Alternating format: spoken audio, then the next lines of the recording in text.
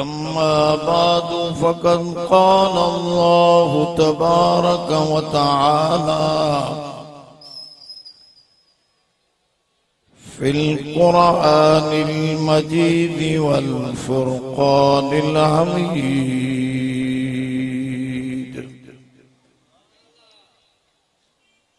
أعوذ بالله من الشيطان الرجيم. بسم الله الرحمن الرحيم.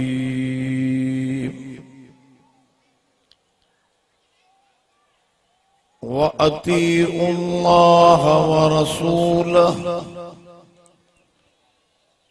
ولا تنازعوا فتفشلوا وتذهب ريحكم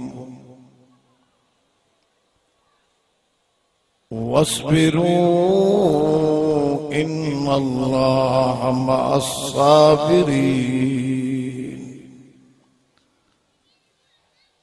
صدق الله العلي العظيم.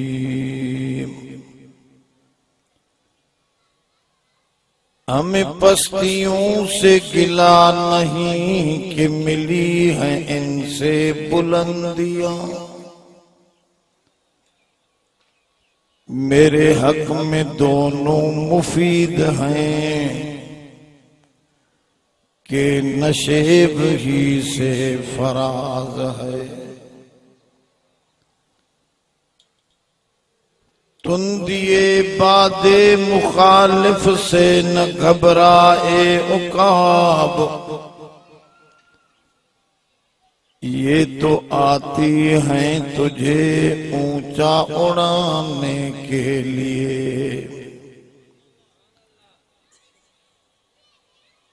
कदर कुरान दा क्या जानन ए दुनियादार नाबीने। कदर कुरान दे जानन वाले वन सुतले शहर मदीने। जिनकी नामों की नहीं है इंतहा,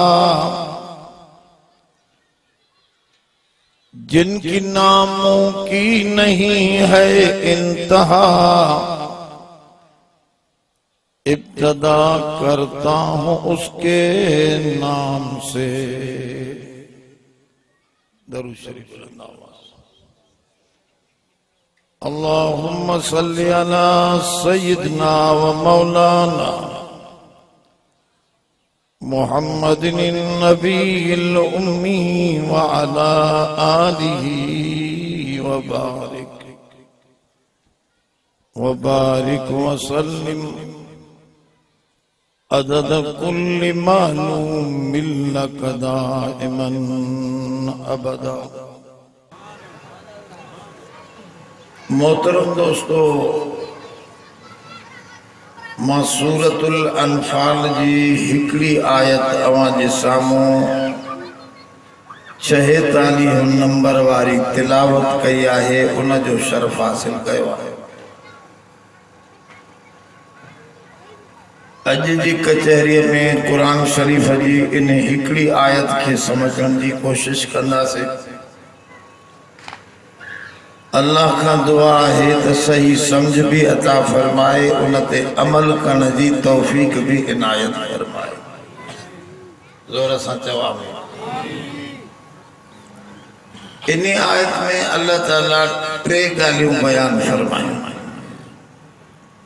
गंड में बधी रखो छो तो कुरान सजो जो सजो सोनो। कुरान सजो जो सजो सोन के पैसन के गंड दई बधंदा आयो। कुरान के भी दिमाग में गंड दई रखो। इनके अकीदो चइबो आहे। अकीदे जी माना अकद, अकद जी माना है गंड ॾियणु। दिमाग में कुछ शयूं गंड दई रखबियो। कुरान शरीफ जी अज हिकड़ी आयत मां अवां जे साम्हूं अर्ज़ रखंदुसि जंहिंमें पूरो दीन समझ में ईंदो। इनके गंढ ॾेई रखो। ऐं इब्न माजा जी सही हदीस आहे त जंहिं हिकिड़ी आयत सही समझी उनके 100 रकात नफिल पढ़ण जो सवाब मिली वियो। पीरान पीर फरमायो 14 15 रात में 100 रकातूं नफिल पढ़ो। असां हिकिड़ी आयत समझी से त 100 रकातन जो सवाब मिली वियो। इब्न माजा जी हदीस आहे ऐं सही तरीन हदीस। दोस्तों 14 ऐं 15 इन करे मां पीरान पीर जो हवालो ॾिनो जो ही चवंदा आहिनि पीरान पीर खे न आहिनि मञींदा। चओ असां सचन सही पीरन जे जुतीअ जी मिटीअ खे भी पंहिंजे सिर जो ताज बणाइण लाइ चाहियो। बाक़ी जेको कुरान जे खिलाफ आहे, नबी जे फरमान जे खिलाफ आहे, जंहिंजो अकीदो ईमान सही नाहे, वो असां वटि टके जो भी दर्जो नथो रखे। उन्हीं पीर जी का असां वटि हैसियत नाहे। उन पीर जी हैसियत आहे जेको हिन साईं जे तरीक़े मुताबिक हले। पीरान पीर त असांजो सिरन जो ताज आहे। पीरान पीर 14 ऐं 15 ॿिन्ही जे लाइ चयो आहे त इबादत कयो। गुज़री वई जेका रात उहा भी, हाणे जेका अचे थी इहा भी। पीरान पीर हिन करे चयो जो हदीस में निस्फ़ मिन शाबान ईंदो आहे। शाबान जो अधु, निस्फ़ जी माना आहे ॻाल्हायो बाबा, अधु अधु जेकॾहिं 29 थींदो, रमज़ान शाबान 29 थींदो त अधु उन जो 14 तारीख़ ते बीहे थो।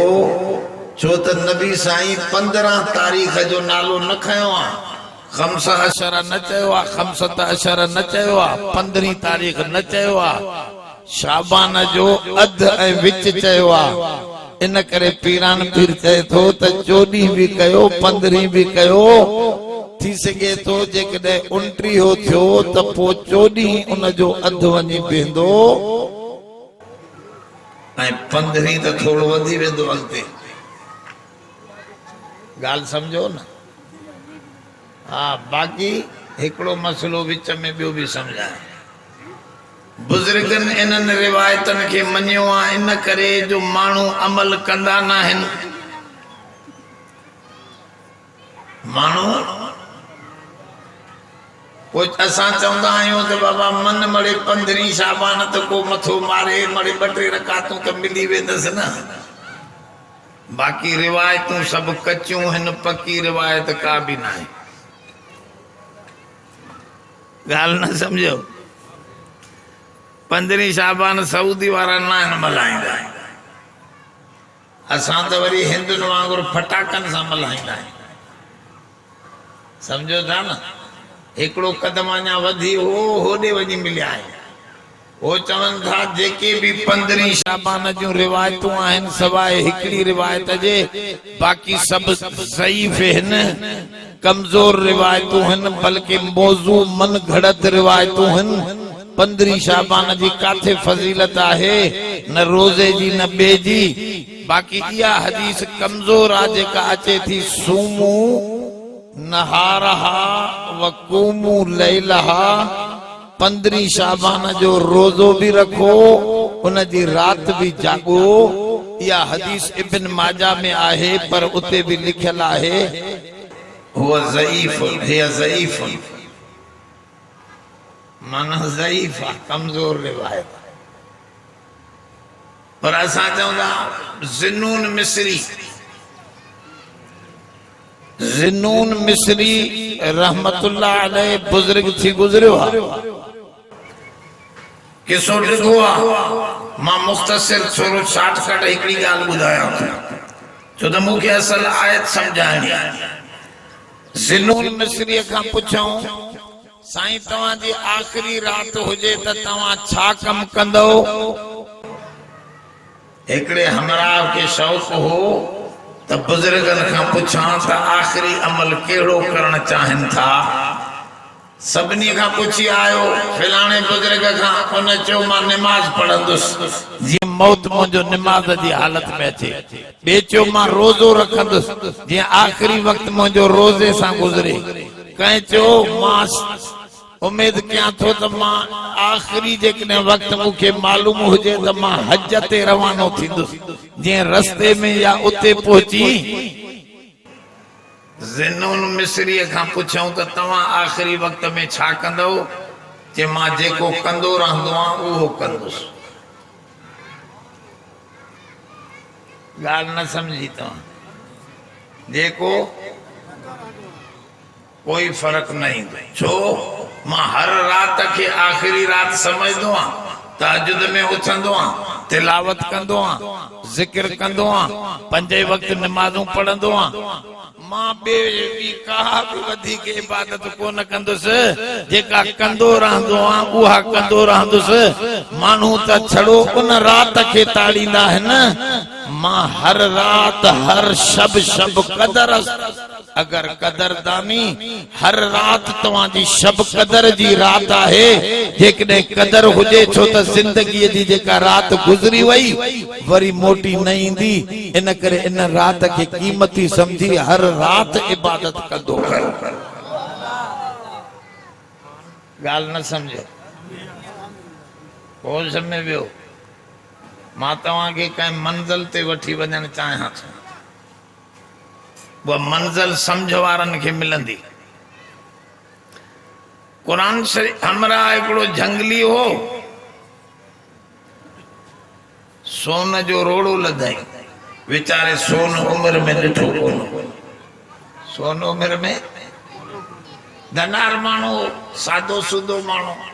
वजनी समझी चमकदार पत्थर समझी खणी आयो। कुंड में हिकड़े दोस्त के लिकाए ॾेखारी, यार ही पत्थर मजेदार आ, छा है? तो वो समझदार दोस्त हिन के चयो, हिन में तो जो 200-300 जरेल जमीन भी इन में पयल थी, 50-100 मेहूं भी इन रोड़े में पयल थी। इन रोड़े में तो जी बाग भी पयल थी, इन रोड़े में गाड़ी वठे तो उहा भी पयल थी, बकरन जो धन वठे तो वो भी इन रोड़े में। हो जट पियो चवे हिन रोड़े में छा है, छड़ो त वजन थस पियो त कुछ न थो नजरे, न बंगलो थो नजरे न रोड़े में, न जमीन थी नजरे, न मेह थी नजरे, न सके तवा मुखे रिढा थियूं नजरन। हिन में तो कुछ कोने, सादा तू माखे भुलाए थो छा? चेनन खुदा जो कसम इन में सब कुछ पयल थी, पर कंबर जी बाजार में इन जो अग कोई न दई सघंदो ई। छो कंबर वारा नंढड़ा सोनारा हिन, लाड़काने वारा नंढड़ा। तारिक रोड ते कराची वन जेके अरबपति सोनारा वेठा हिन, उन बाजार में हे रोड़ो खणी वेंदे अरबे रुपया मिलंदई, जंहिंमें सब कुछ मिली सघे।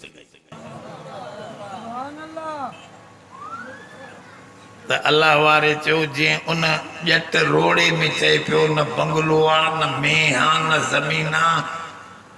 ये तू असां भी जट आहियूं, चऊं था हिन कागज़न में कुछ कोन्हे।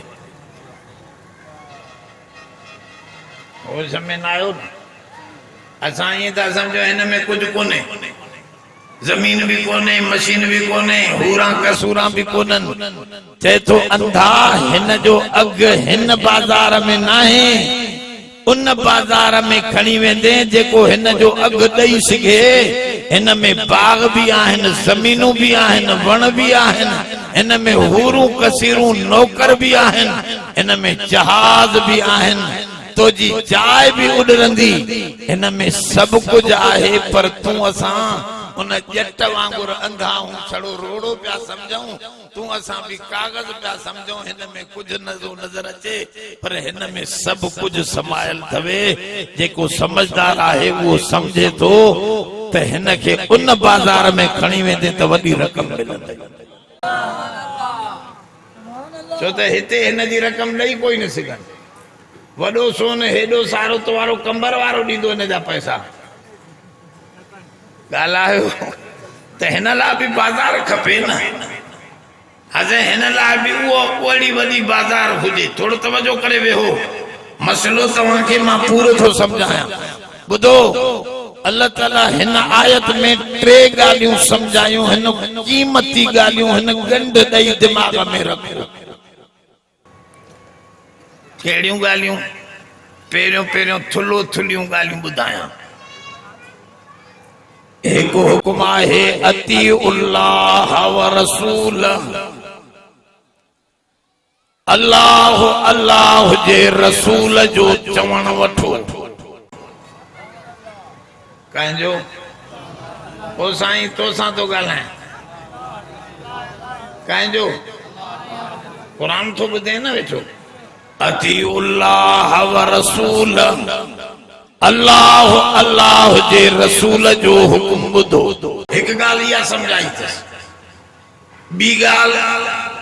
वला तनाज़उ फतफशलू व तज़हब रिहुकुम, झगड़ो न कयो, पाण में इत्तफ़ाक़ सां रहो, थोरे थोरे ते चिड़ न खायो, इधर उधर न थियो, हिक ॿिए जा नुक्स न कढो।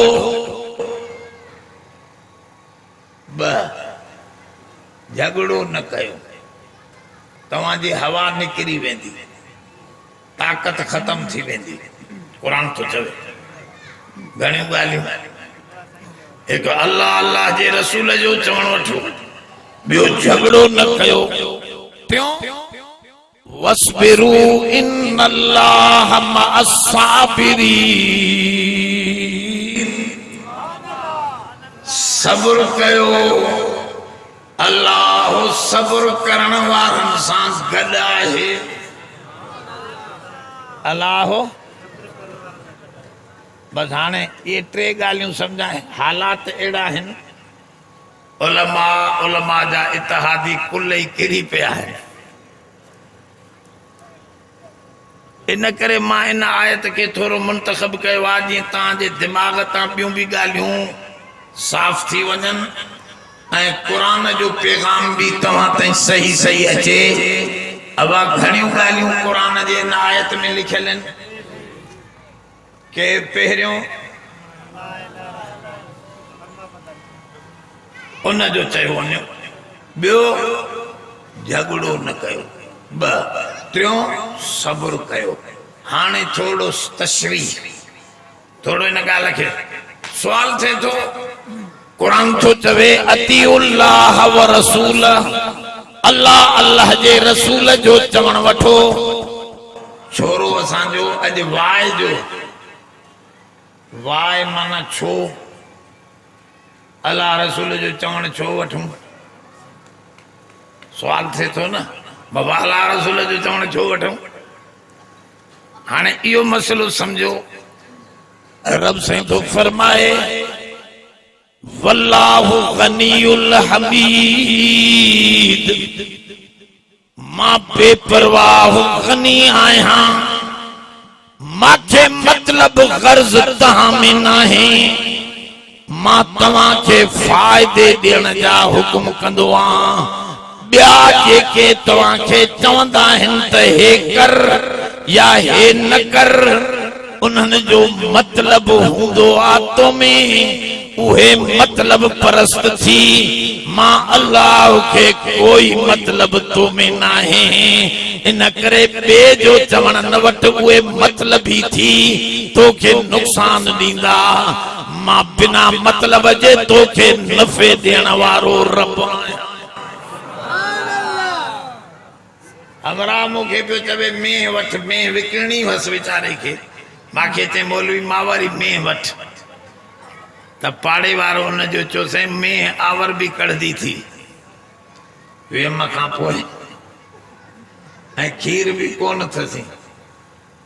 मां चयो हो जो वीचारो चवे थो मांखे त तूं वठ, इहो हुकुम थो करे न त मां खाऊं ज़ोर सां।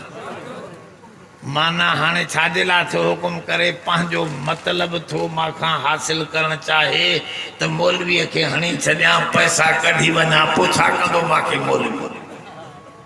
चइबो त ॿिया हुकुम छाजे लाइ कंदा आहिनि पंहिंजे मतिलब खे वठण जे लाइ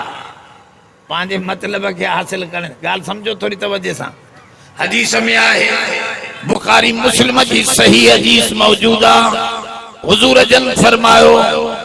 सारी दुनिया जा माण्हू अतका कल्बिन वाहिदिन हिकड़े नेकोकार दिल वांगुर बणजी वञन सब चंगा थी वञन मां रब जी रुबूबियत में वाधारो न ईंदो सब बुरा थी वञन तभी मां रब के कोई नुकसान ना है मां नफे नुकसान खां रब मथे आया तो जे नफे जे लाए तोखे चवंदो आ त ही कर ही न कर ॿिया मतलबी थी मतलब कढी तोखे धोखो ॾींदा मां रब बिना मतलब जे तोखे नफ़ो ॾियण जे लाइ हुकुम थो कयां न समझो थोड़ो बियो मसले के थोड़ो वाज़े कयां वाज़े थी वेंदो मसलो आदम अलैहिस्सलाम जे किस्से से अल्लाह साईं आदम अलैहिस्सलाम के जन्नत में छॾियो इहो मतलब समझाइण लाइ त मां जो कुछ चवंदो आहियां उन में तो जो फ़ाइदो आहे मुंहिंजो कोई मसलो कोन्हे अल्लाह जो को मसलो असां में फाथल मन करदम खल्क़ता सूदे कुनम बल्कि ताबर बंदगा जूदे कुनम अल्लाह वारो तो चवे मसनवी रब तो चवे मां इन लाइ मखलूक नाहे ठाही जो उन्हनि खां को फ़ाइदो वठां न मुंहिंजो मतलब आहे त मां नफ़ो ई नफ़ो पंहिंजी मखलूक खे ॾियां तो बिना मतलब जे आदम अलैहिस्सलाम जे किस्से में इहा ॻाल्हि आदम खे प्रैक्टिकल समझाए पे अब आदम हे भी खा हे वण भी हे भी खा सॼी जन्नत में जेके शयूं तो जे लाइ पर वला तक़रबा हाज़िहि शजरा हिन वण जे वेझो न वञजाई खबरदार हाणे इहो ॾेखारण लाइ त जेकॾहिं वेझो वेंदे नुक़सान थी त मुंहिंजो न थींदो तुंहिंजो थींदो अलाह जो नुक़सान थींदो छा ज़ोर सां ॻाल्हायो आदम खे इहा ॻाल्हि सम्झाए पियो अदा आदम अलैहिस्सलाम हेॾे ॾिसो आदम जे नफ़्स में बि थोरी भुल अची वई भुल अची सघंदी आहे कीअं मसलन हिते ॿेर बीठी मां चयो अदा हिन मेतलन वारी ॿेर ॾे इशारो करे चयो अदा ही ॿेर न खाइजांइ वला तक़रबा हाज़िहि शजरा हिन ॿेर जे हिन वण जे वेझो आदम अलैहिस्सलाम चयो 500 मीटर परे जेका ॿेर शरीफ़ में बीठी आहे उहा छो न खायां मूंखे त इशारो हिन ॿेर ॾे के त हे ॿेर न खाइजांइ अलाह जो मतलब हो त अहिड़े क़िस्म जो वण जाथे भी हुजे जन्नत में न खाइजांइ पर आदम समझो त ही जो चई त ही वण न खाइजांइ त इहो वण त मां नथो खायां होॾे जेको बीठो आहे परे उहो छो न खायां भुल थी वई न मसलो समझो ये जट के केड़ी मुला के भी पतो कोने त जाते भुल थी कीअं भुल थी आदम के आदम जे इरादे में तो भुल न हुई वो रब जी बेफरमानी न को करण चाहे वलम नजिद लहू अज़मा आदम के इरादो न हुयो तमा रब जी बेफरमानी पर थोड़ी भुल थी वस उन चो त हाज़िहि शजरा ही वण न खाइजांइ इहो त नथो खायां होॾे जेको साॻो ई वण बीठो आहे उहो छो न खायां छो त नफ़्स इंसान जे में इहा कशिश पई आहे अब छाजी कशिश मां नथो चवां क़ुरान में लिखियल आहे यूसुफ अलैहिस्सलाम जो कौल वमा उबर्रिउ नफ्सी इन्न नफ्स लअम्मारतुम बिसू यूसुफ नबी तो चवे मां पंहिंजे नफ्स खे पाक नथो चवां नफ्स त बुराई जो हुक्म कंदो आहे कर थोरो लाड़ो त एॾे हूंदो आहे न अब ॻाल्हि सम्झो भली मुला हुजे मौलवी हुजे रन जो पासे में वेंदसि त लाड़ो त थींदुसि नाराज़ थियो त उको ई थियो पर गसलो ॻाल्हि त सम्झाइणी आहे न मां अब मां लाड़ो त थींदो न ॻाल्हि सम्झो थोरी तवजे सां लाड़ो थी वियो त इहो खायां हे उहो वण न आहे हाणे नफ़्स जो बि लाड़ो वरी ज़ाल चवेसि थी खाओ खाओ छो ज़ाल जो भी मतलब आहे ज़ाल जो भी छो मुड़स खाईंदो त मां खाईंदसि न अब मुड़स हलाल कमाए अचे भी ज़ाल खाईंदी गॾिजी जो हराम कमाए अचे त भी ज़ाल तॾहिं खाईंदी जॾहिं मुड़स खणी ईंदो खाईंदो उहो त पोइ वरी ज़ाल बि गॾु आहे उन जो भी मतलब हो ज़ाल जो बीबी हवा भी चयो खाओ खाओ तब हलदा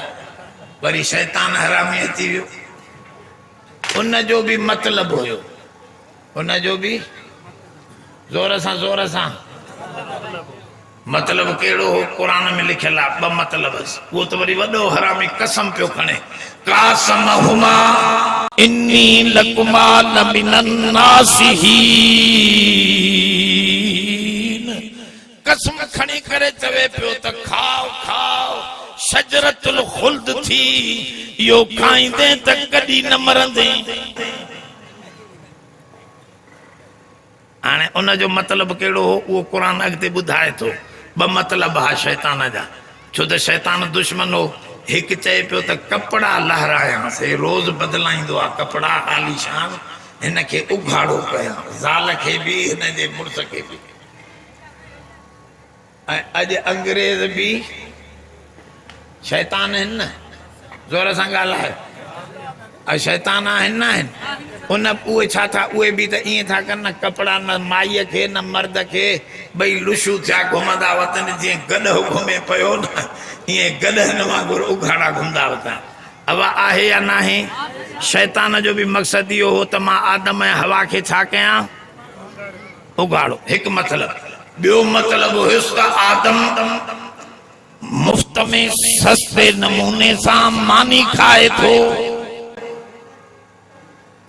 अब जन्नत में पैसा लगदा आहिनि छा मानी जा या मेहनत करनी पवंदी आहे छा दुकान खोलणो पवंदो आहे छा जन्नत में जोर सां ॻाल्हायो त मसइलो सम्झायां वॾो मसइलो थो सम्झां अॼुकल्ह जे हाल हे क़ुरान उन दौर जो छोड़ो न आहे हे क़यामत ताईं जो रहनुमा आहे पर तव्हां सम्झो न था इन करे त मां खोलियां ॻाल्हि खे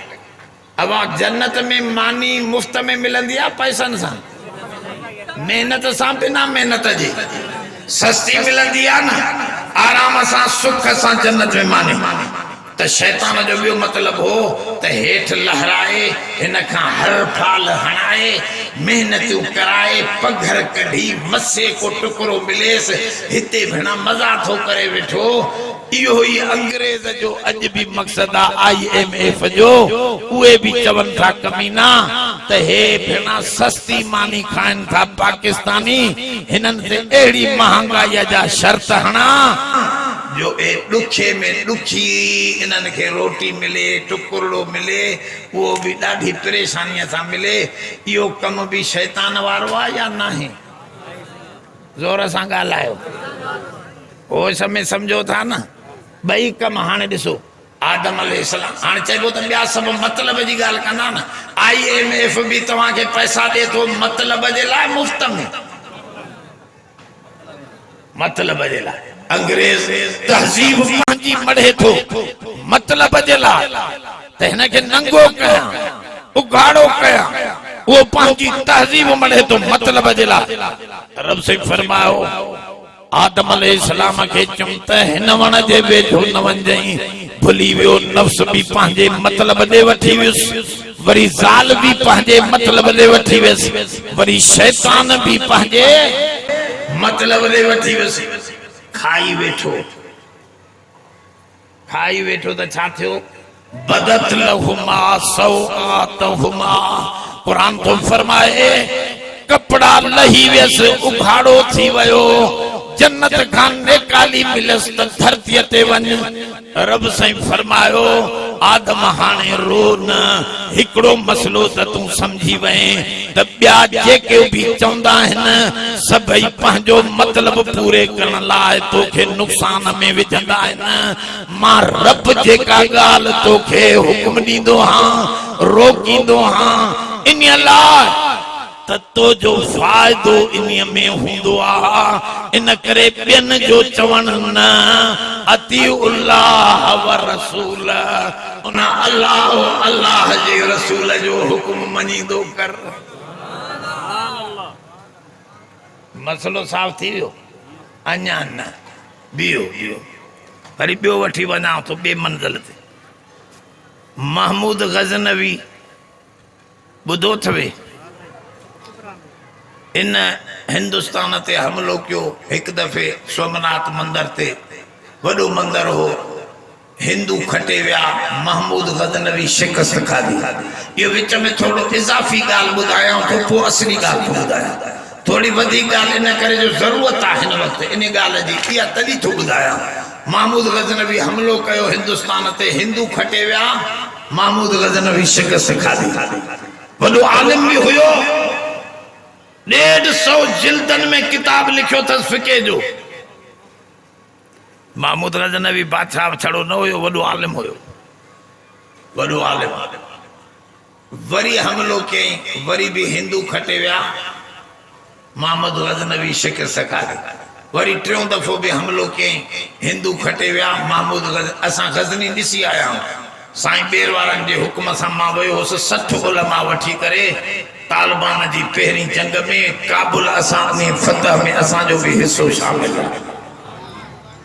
आहे असां मां उन्हनि जो सॼो जर्नल मूंखे साईं जन बनायो मोटी आयुसि त साईं मूंखे चुमी ॾिनी फरमाऊं त जिहाद में तूं हिस्सो वठी आयो आहे इन जे करे तूं मांखां हिकिड़ो दर्जो मथे थी वियो आहे जो जिहाद में अमलन हिस्सो वठी आयो आहे हज़रत जन वॾनि मूंखे फरमायो ॿुधो थोरे तवजे सां ॻाल्हि गज़नवी उते गज़नी शहर आहे उतां जो हिकु दफ़ो हमलो कयईं हिंदू खटे विया ॿियो दफ़ो हमलो कयईं ॻाल्हायो वरी टियों दफ़ो कयईं वरी भी हे मायूस थी वियो त मां शायदि हिननि सां विड़ी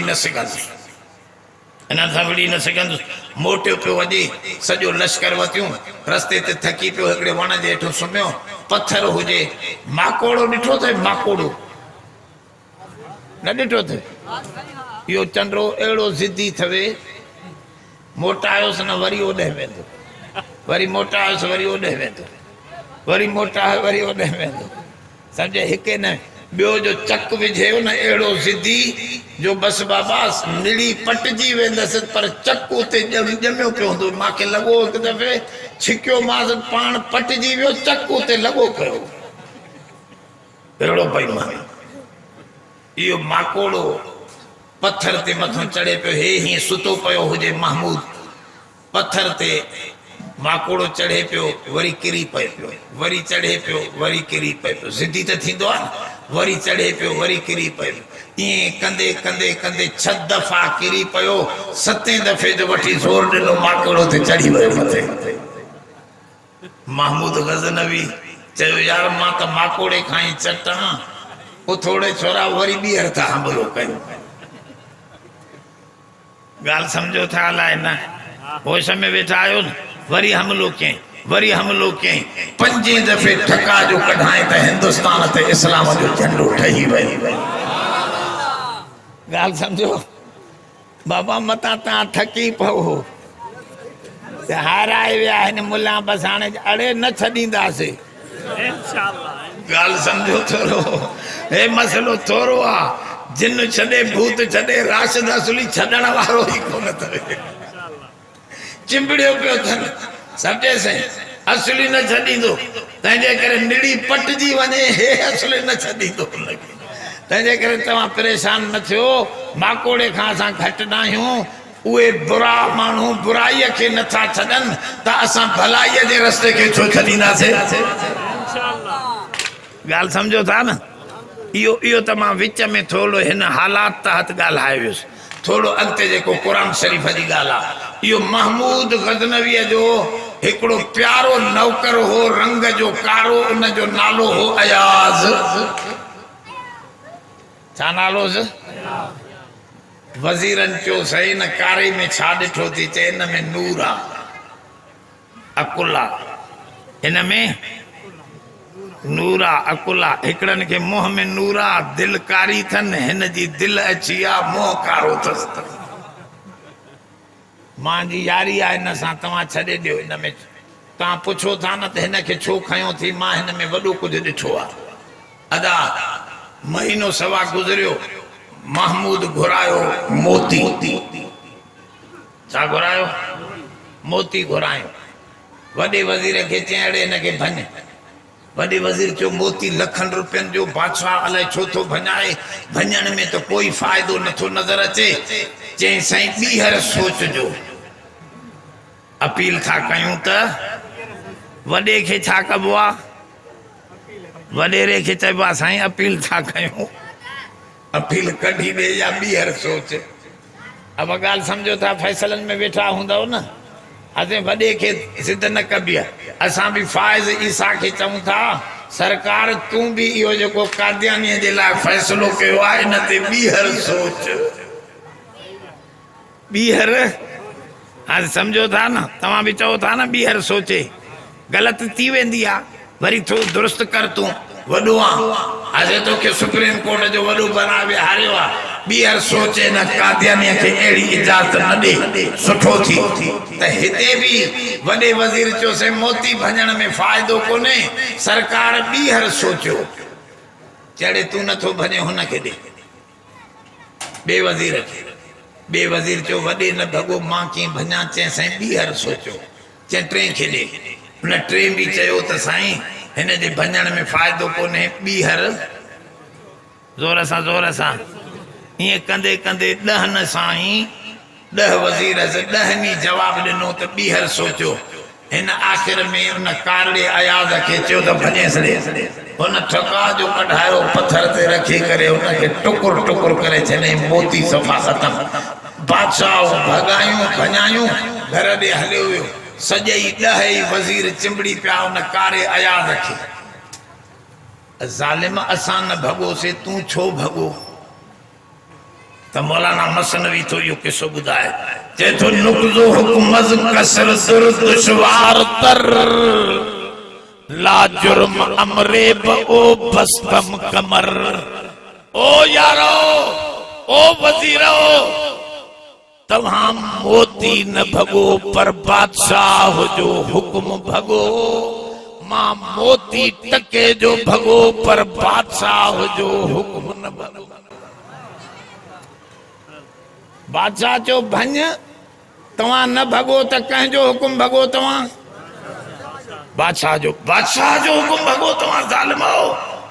बादशाह सलामत आहे हुनजी बादशाही आहे त अहिड़ा लखे मोती मिलंदा बादशाह जो हुकुम न भंजे टके जो मोती चवे थो त मां भञी छॾियो तव्हां बादशाह जो हुकुम भॻो मोती न भॻो मां मोती भॻो पर बादशाह जो हुकुम त मसलो समझी वियो अतीउल्लाह व रसूल अल्लाह चए थो मुंहिंजो हुकुम न भंजाई बाक़ी सब मोती भञी छॾ न समझो न इब्राहिम अलैहिस्सलाम जो किस्सो यादि कयो अब अल्लाह साईं छा चयोसि त पुट खे ज़िबे कर मोती जहिड़ो पुट हुयुसि या न हुयुसि अब तयारु थियो या न थियो लेटाई या न लेटाई काती हथ में खणी वहाई या न वहाई सब कुछ कहीं रब चयो कद सदक तर रोया बस बस इब्राहिम तू वाह जो कम कयो मुझे हुक्म के मुकाबले में पुट अची वई तभी तू चयो मोती भजे त भल भजे पर रब जो हुक्म न भजे इन करे तोखे इनाम थो दिया पुट त मुझे हथ में हिन मांजो हुक्म सलामत आ मां तो सा आया त क़यामत ताईं जेतरा नबी ईंदा सब इब्राहिम तो जे नस्ल में मोकली एक मोती जे बजाय सब मोती ॾेई छॾिया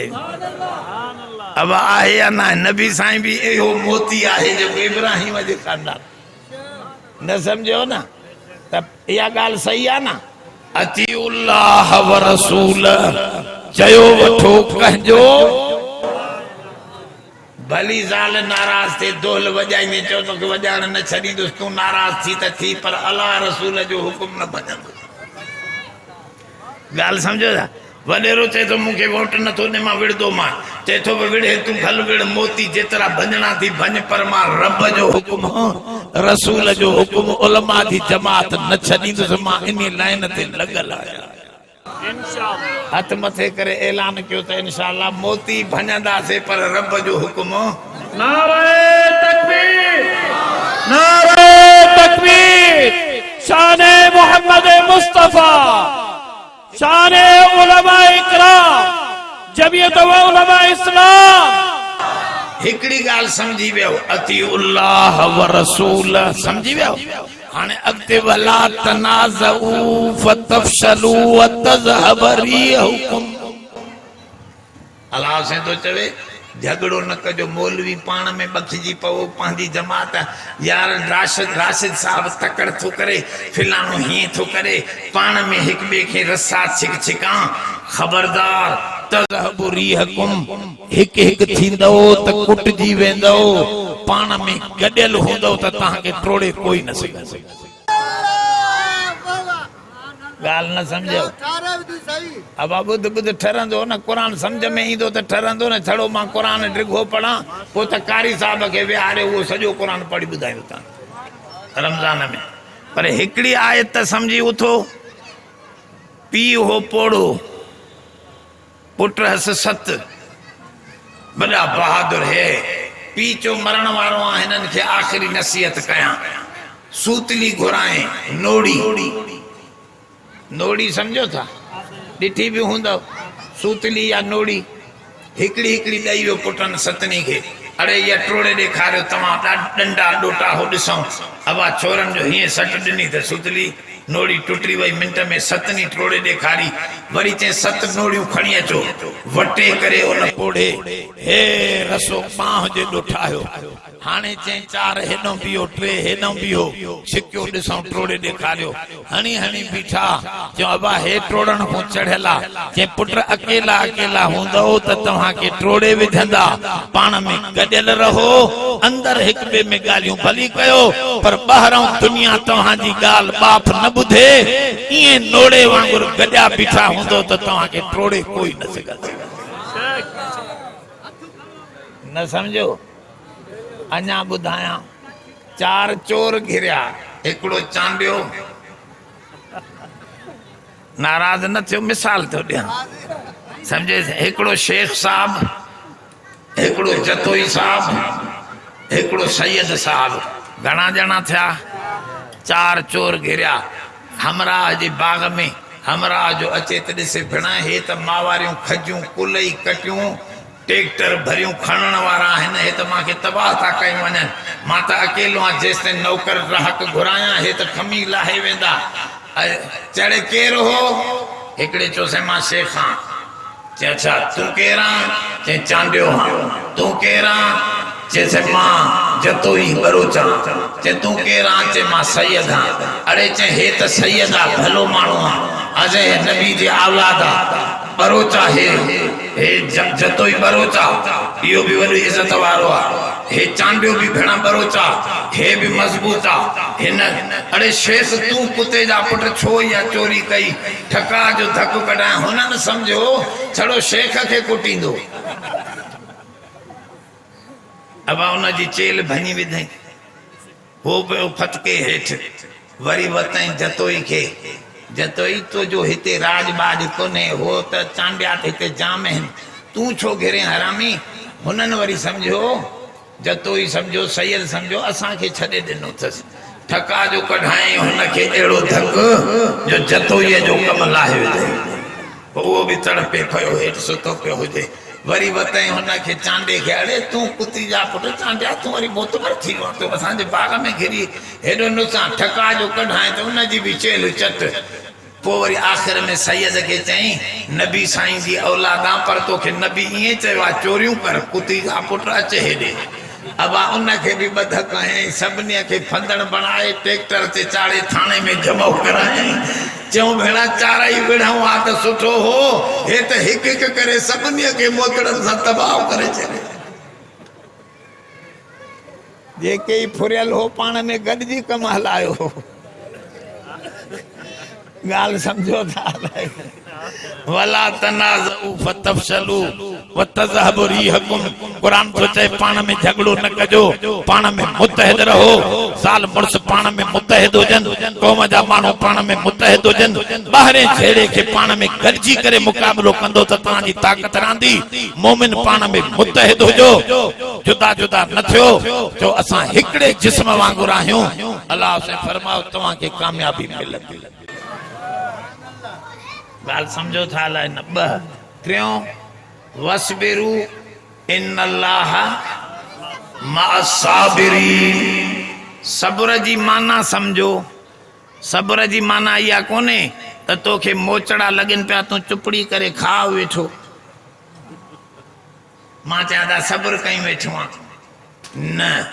इस्लाम में इया माना ना है इस्लाम में इया माना है जेतरो पावर तोखे आहे उन जालिम सा मुकाबलो कर वो मुकाबले में जरूर तो के तकलीफ इंदी उन तकलीफ के बर्दाश्त करने जो नालो सब्र है माना समझो इमाम हुसैन चुपड़ी करे मार खाधी या लड़ाई लड़ियो जोर सा गाला जोर सा चुपड़ी करे वही रहा से भली कुटियो अदा न विड़दो जेतरो भी माखू पोतो कुटींदुस तवा सा भी माम खणी तवा 10 मारींदो मां हिक त मारे सघां थो न त जेड़ो चोटियो आ बातिल सा तो उन में तकलीफ तो के पहुंचंदी तू घबरा ना इन्नल्लाह मअस्साबिरीन रब जे तो तू जमी बींदे त मां तो सा गद आया तू पानी मैदान छडे वे त पो मां जो छा वास्तो